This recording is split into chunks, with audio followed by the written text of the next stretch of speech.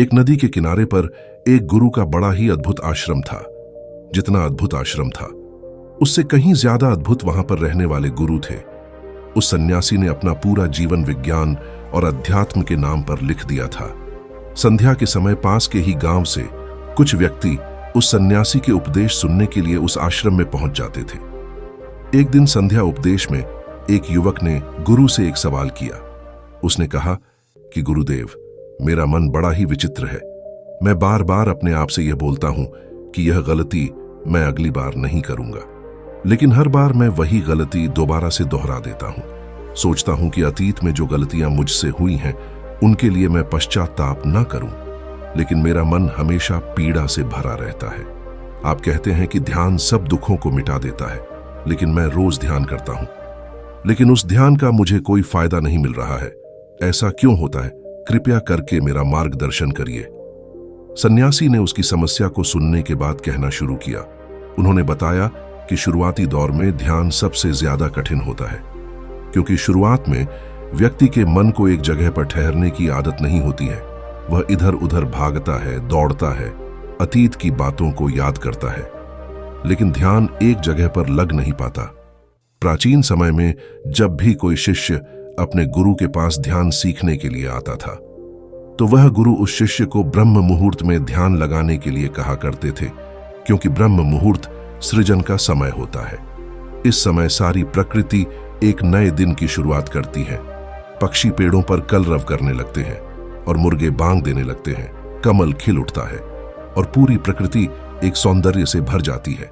प्राचीन शास्त्रों के अनुसार 24 घंटों को 30 मुहूर्तों में बांटा गया है, जिसमें हर एक मुहूर्त 48 मिनट का होता है। ब्रह्म मुहूर्त की शुरुआत सुबह होने से 1 घंटा 36 मिनट पहले हो जाती है। अलग अलग ऋतुओं में सूर्योदय का समय अलग अलग होता है। इसी प्रकार ब्रह्म मुहूर्त का समय भी अलग अलग ऋतुओं के हिसाब से अलग अलग होता है। गर्मियों के दिनों में अगर सूर्य 6 बजे उदय हो रहा है, तो ब्रह्म मुहूर्त की शुरुआत इससे 1 घंटा 36 मिनट पहले, यानी कि 4:24 पर हो जाती है। और वहीं पर सर्दियों में सूर्य अगर 7 बजे उदय होता है, तो फिर ब्रह्म मुहूर्त की शुरुआत 5:24 पर होती है। आसान भाषा में अगर बात करें तो 4 बजे से 6 बजे के बीच का समय ब्रह्म मुहूर्त का ही समय होता है। यह वह समय होता है जब मंदिर के पट खुल जाते हैं, आर्षि मुनि नदियों में स्नान करने के पश्चात ध्यान साधना में लीन हो जाते हैं। यही वह समय होता है जब कमल भी खिल उठता है। चलिए इसे विस्तार से समझते हैं कि इस समय हमारे शरीर में क्या बदलाव आते हैं। आयुर्वेद का कहना है कि मनुष्य का शरीर 3 ऊर्जाओं से, यानी कि 3 दोषों से मिलकर बना होता है: वात, पित्त और कफ। यही तीनों ऊर्जाएं हमें पूरी तरह से संचालित करती हैं। अगर इन दोषों का संतुलन हमारे शरीर में बिगड़ने लगता है, तो हम तरह तरह की बीमारियों से ग्रस्त हो जाते हैं। इन तीनों में से सबसे मुख्य ऊर्जा वात की होती है। वात का संतुलन बिगड़ने से हमारे शरीर में 80 तरह की बीमारियां पैदा होती हैं। पित्त का संतुलन बिगड़ने से 40 और कफ का संतुलन बिगड़ने से 20 तरह की बीमारियां जन्म लेती हैं। इस प्रकार इन तीनों दोषों में से वात सबसे ज्यादा महत्वपूर्ण है, और वात हमारे शरीर में सबसे ज्यादा सक्रिय सुबह 2 बजे से 6 बजे के बीच में होता है। यानी कि ब्रह्मा मुहूर्त से पहले उठने वाले लोगों का वात हमेशा संतुलन में रहता है, और इसी वजह से उनका पेट अच्छे से साफ होता है। उन्हें कोई बीमारी नहीं होती। वह हमेशा ऊर्जा से भरे हुए रहते हैं। उनका मुख कमल की तरह चमकता रहता है। उनमें असीम सौंदर्य पैदा हो जाता है। ब्रह्म मुहूर्त में उठने वाले लोग हमेशा आनंद में रहते हैं और किसी भी काम को वह ध्यान बना लेते हैं। जो भी बुद्धिमान आदमी होता है, वह इस समय को व्यर्थ नहीं गवाता। अष्टांग हृदय, जो कि आयुर्वेद की एक श्रृंखला है, उसमें यह लिखा हुआ है कि खुद को जानने के लिए सबसे योग्य समय ब्रह्म मुहूर्त का ही होता है। जो लोग ध्यान में गहराई तक उतरना चाहते हैं, खुद की खोज करना चाहते हैं, उन लोगों के लिए ब्रह्म मुहूर्त का समय किसी वरदान से कम नहीं होता है। यह वह समय होता है जब पूरी प्रकृति एक नई शुरुआत कर रही होती है। इसीलिए जो अतीत होता है वह पीछे छूट जाता है। दिन में और किसी समय ध्यान करने से आपको विचार परेशान कर सकते हैं और आप ध्यान को लगा नहीं पाएंगे। लेकिन ब्रह्म मुहूर्त में जब दिन की शुरुआत होती है, तो आपका मन और मस्तिष्क पूरी तरह से खाली होता है और इसे ध्यान में उतार पाना आसान होता है। एक बार तथागत यानी कि बुद्ध के प्रिय शिष्य आनंद ने उनसे पूछा था कि हे तथागत, ब्रह्म मुहूर्त का समय आपके लिए कितना महत्वपूर्ण होता है। इस पर तथागत ने उत्तर दिया था कि जिस प्रकार एक मछली के लिए जल महत्वपूर्ण होता है, उसी प्रकार आनंद, ध्यान और शून्यता का जीवन जीने के लिए ब्रह्म मुहूर्त में सही समय पर जागना और जागने के बाद ध्यान में उतरना जरूरी होता है। अगर आपकी यात्रा आनंद की तरफ नहीं है, आप दुखों में, कष्टों में अपना जीवन जीना चाहते हैं, तो आपके लिए ब्रह्म मुहूर्त का कोई महत्व नहीं है। लेकिन अगर आप अपने जीवन में आनंद चाहते हैं, खुशी चाहते हैं, हमेशा ऊर्जा से भरा हुआ महसूस करना चाहते हैं, तो आपके लिए यह जरूरी हो जाता है कि एक बुद्धिमान व्यक्ति की तरह आपको भी ब्रह्म मुहूर्त का पूरा लाभ उठाना चाहिए। सभी युवक ध्यानपूर्वक सन्यासी की बातें सुन रहे थे।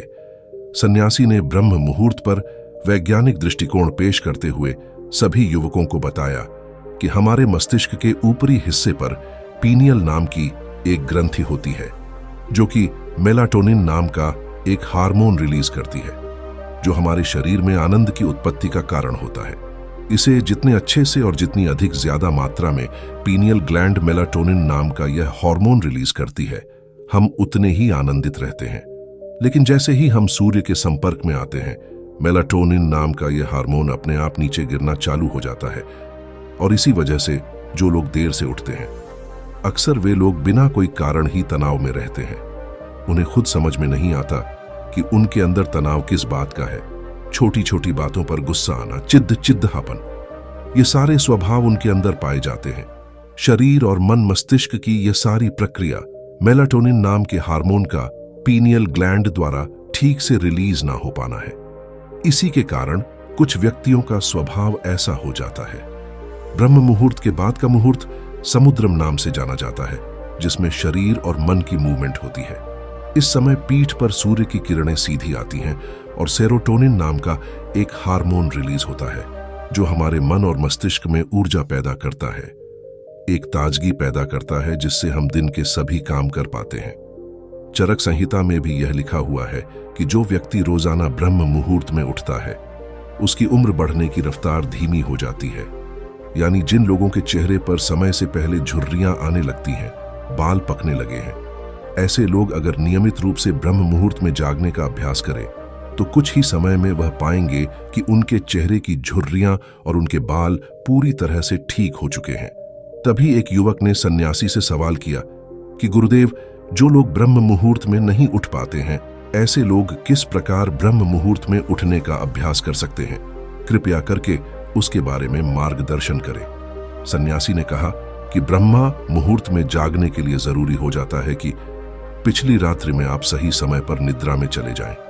अगर आप सही समय पर नींद नहीं लेंगे, तो आप ब्रह्म मुहूर्त में पूरी ऊर्जा के साथ नहीं उठ पाएंगे। आप ब्रह्म मुहूर्त में उठने के बाद भी थका थका महसूस करेंगे। आपको नींद आएगी, झपकी आएंगी और आप पूरी तरह से ध्यान नहीं लगा पाएंगे। इसलिए यह जरूरी हो जाता है कि ब्रह्म मुहूर्त के समय का अत्यधिक उपयोग करने के लिए आप योग निद्रा का अभ्यास करें। योग निद्रा में नींद गहरी होती चली जाती है और कुछ ही समय में आपकी नींद पूरी हो जाती है। जो लोग योग निद्रा का अभ्यास करना नहीं जानते हैं, वो लोग हमें कमेंट करके बता सकते हैं। हम उनके लिए योग निद्रा पर एक वीडियो बना देंगे, जिससे कि आप योग निद्रा का अनुभव कर पाएंगे और आपकी नींद पहले से ज्यादा अच्छी और गहरी होती जाएगी। युवक ने अगला सवाल पूछा कि गुरुदेव, ब्रह्म मुहूर्त में किस प्रकार की दिनचर्या का पालन करना चाहिए? सुबह उठते ही सबसे पहले क्या करना चाहिए और किस प्रकार ब्रह्म मुहूर्त के समय का पूरी तरह से उपयोग करना चाहिए? सन्यासी ने सबको समझाते हुए कहा कि जितने भी योगी महात्मा होते हैं, सन्यासी होते हैं, वह ब्रह्म मुहूर्त में शौच क्रिया और स्नान आदि करने के बाद सीधा ध्यान में बैठते हैं, क्योंकि इस समय ध्यान करना सबसे आसान होता है।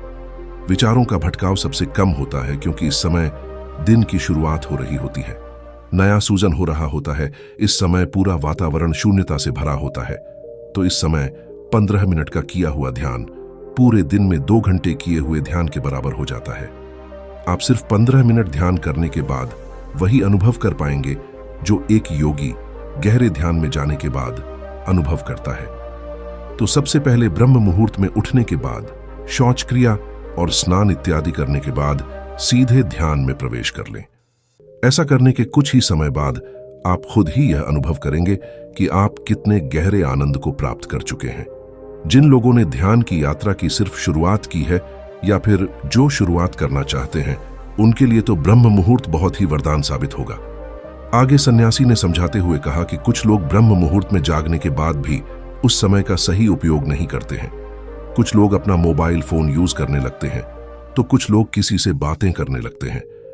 लेकिन इस समय अगर आपका टहलने का मन हो रहा है, ध्यान करने के बाद, तो आप अपने चप्पल या जूते निकालकर हरी घास पर घूमें। इससे आपकी त्वचा और आपकी आंखों को बहुत ही लाभकारी फायदे मिलेंगे। ध्यान और योग आसन करने के बाद एक व्यक्ति को शारीरिक अभ्यास जरूर करना चाहिए, क्योंकि ब्रह्म मुहूर्त में जब हमारे शरीर से पसीना निकलता है तो हमारे रक्त तक शुद्ध वायु यानी कि ऑक्सीजन पहुंचती है, जो हमारे रक्त संचार को बेहतर कर देती है और हमारे शरीर की सारी गंदगी बाहर आ जाती है। शारीरिक अभ्यास करने के बाद आप पूरे दिन चुस्त रहेंगे। आप बिल्कुल भी आलस्य महसूस नहीं करेंगे, थका थका महसूस नहीं करेंगे। आप जिससे भी मिलेंगे जिंदा दिली से मिलेंगे। लोग आपके पास बैठकर आपसे बातें करके मंत्रमुग्ध हो जाएंगे। और यही सफलता का सबसे बड़ा मंत्र होता है। जो लोग सुबह उठकर ध्यान और शारीरिक अभ्यास मात्र कर लेते हैं, वो जीवन में बड़ी से बड़ी उपलब्धियां हासिल कर सकते हैं। आखिर में सन्यासी ने सभी युवकों को समझाते हुए कहा कि ब्रह्म मुहूर्त का समय हमारे जीवन का सबसे कीमती समय होता है। इसीलिए इस समय को दूसरी गतिविधियों में बर्बाद ना करें। इस समय को तुम अपनी आध्यात्मिक और मानसिक उन्नति के लिए बहुत अच्छे से इस्तेमाल कर सकते हो। इसके बाद सन्यासी ने अपनी बात को समाप्त किया। फिर सभी लोग उस सन्यासी को प्रणाम करके वहां से चले गए। तो दोस्तों, उम्मीद करता हूं आपको इस कहानी से एक अच्छी सीख मिली होगी। ये कहानी आपको कैसी लगी हमें कमेंट बॉक्स में जरूर बताएं और इस कहानी को अपने दोस्तों के साथ जरूर शेयर करें। नमो बुद्धाय।